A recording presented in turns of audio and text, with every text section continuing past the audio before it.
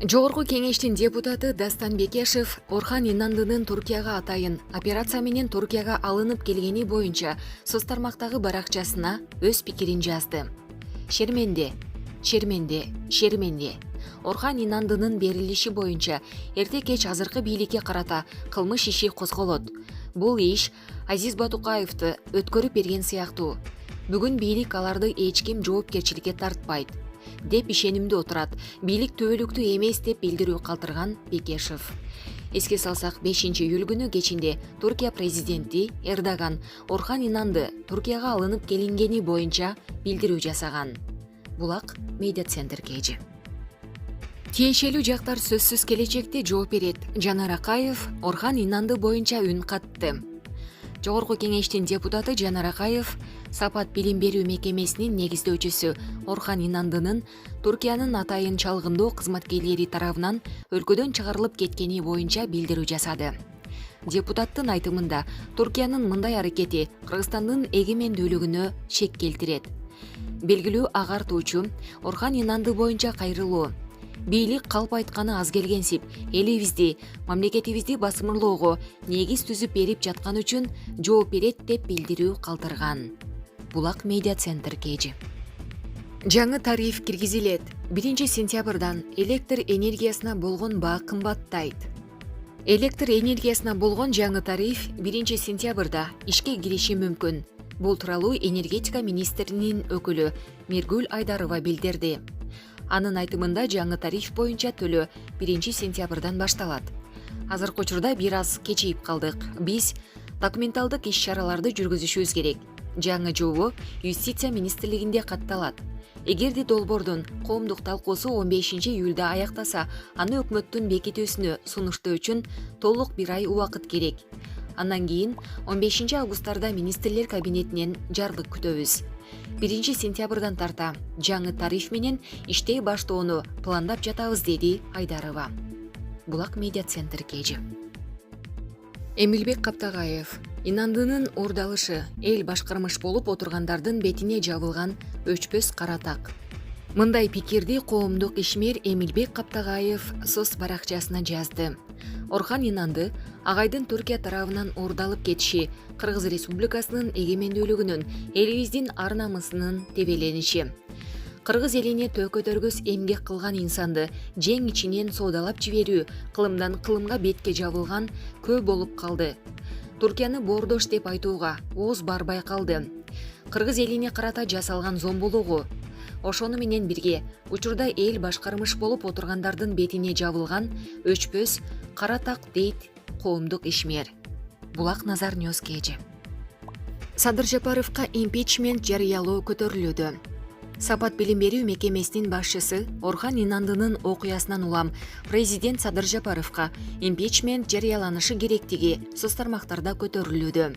Анын биринде мурдагы президент Алмазбек Атамбаевдин жактоочусу Замир Жошев соц тармактагы баракчасына төмөндөгүдөй билдирүү жарыялады. Садыр Жапаровго импичмент. Ал 2012 жылы Кыргыз жарандыгын алган Орхан Инандыны чет мамлекеттин бийлигине өткөрүп берип, баш мыйзамдын 51 беренесин Кыргыз Республикасынын жараны республиканын чегинен сыртка чыгарып салынбайт же башка мамлекетке өткөрүп берилбейт бузду. Бул жагдай Конституциянын 73 беренесинин 2 бөлүгүнө ылайык Садыр Жапаровду президенттик кызматтан четтетүү үчүн негиз болуп саналат деп жазган Замир Жошев. Ушул эле беренени жүйө кылуу менен башка интернет колдонуучулар жана юристтер да Садыр Жапаровду сынга алып жатышат. 1-июнга караган түнү Сапат билим берүү мекемесинин негиздөөчүлөрүнүн бири Орхан Инанды дайынсыз жоголгон. 3-июнда Коопсуздук кеңешинин катчысы Марат Иманкулов Кыргыз жараны Орхан Инандыга байланыштуу кырдаал боюнча ыкчам кеңешме да өткөргөн. Жоголгон күндөн тарта Ички иштер министрлиги менен УКМК аны издеп жана ал иштерден эч кандай жыйынтык майнап чыкпай жаткан. Булак аргумент кечи. Путин Тажикстанга жардам көрсөтүүгө даяр экенин билдирди. Тажикстан өз жарандарынын коопсуздугу жана чек арадагы мыйзам бузуулардын алдын алуу үчүн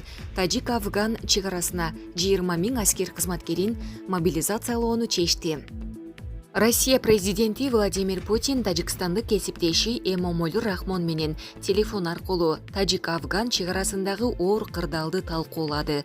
Бул тууралуу Кремлдин маалымат кызматынан билдиришти. Путин тажик-афган чек арасындагы оор кырдаалга байланыштуу жамааттык коопсуздук келишим уюмунун жана эки тараптуу кызматташтыктын негизинде Тажикстанга колдоо көрсөтүүгө даяр экенин билдирди деп айтылат билдирүүдө. Эске салсак, Афганистанда өкмөттүк күчтөр менен талиптердин тиреши жүрүп жатат. Ушул тапта талиптер аймактардын көпчүлүк бөлүгүн ээлеп алып, ири шаарларды басып алууга аракет кылууда. РИА Новости агенттигине Тажикстандын улуттук коопсуздук боюнча мамлекеттик комитетинин өздүк маалымат кулактары билдиргенине караганда, чек ара сызыгынын 70%дан ашыгын талибандар көзөмөлдөп турат. Мындан улам Рахмон мамлекеттин коопсуздугун камсыздоо үчүн Коопсуздук кеңештин мүчөлөрүнө, күч органдарынын жетекчилерине конкреттүү кадамдарды сунуштоону тапшырды. Ошондой эле өз жарандарынын коопсуздугу жана чек арадагы мыйзам бузуулардын алдын алуу үчүн тажик-афган чек арасына 20 000 аскер кызматкерин мобилизациялоо боюнча чечим кабыл алынды. Булак Назар Ньюскейджи. Чек арада каза болгондордун туугандарына 1 миллион сомдон берилди. Баткен облусундагы куралдуу кол салууда каза болгон 27 адамдын үй бүлөсүнө 1 миллион сомдон, ал эми жаракат алган 67 жаранга 50-100 миң сомдон компенсация төлөндү. Бул тууралуу маалыматты министрлер кабинетинин төрагасынын биринчи орун басары Айбек Жунушалиев билдирди. Жунушалиевдин айтымында жалпы жонунан компенсация төлөөгө 51 миллион 556 миң сом каралган. Албетте компенсация алуу үчүн тийиштүү процедуралардан өтүшү керек. Бул 27 үй бүлө бардык документти толуктаган, башкаларга дагы процедуралардан өтүп бүтөрү менен кенемте төлөнөт, деди Жунушалиев. Булак факт кежи. Нурсултан Назарбаев 30 жылда Кыргызстанда эч нерсе жасалган жок. Казакстандын биринчи президенти Нурсултан Назарбаев байнеге сүртүмдөр лидер даректүү тасмасында эгемендик алган 30 жыл ичинде Кыргызстанда эч нерсе жасалбаганын билдирди. Ал маегинде Казакстан батыштагы демократияга умтуларын айтып, бирок азыр алар демократия жолунун башында экенин белгиледи. Демократиянын аралы Кыргызстан бизге боордош, жакын эл. Ушул 30 жыл аралыгында Кыргызстанда бир нерсе жасалдыбы? Ар бир президентти колдоп, бул жака чакырдым. Акча, насыя берүүнү сунуштадык, бирок эч нерсе жасалган жок да. Ошондуктан экономика жашоонун негизи, деди ал. Булак Назар Ньюскейджи.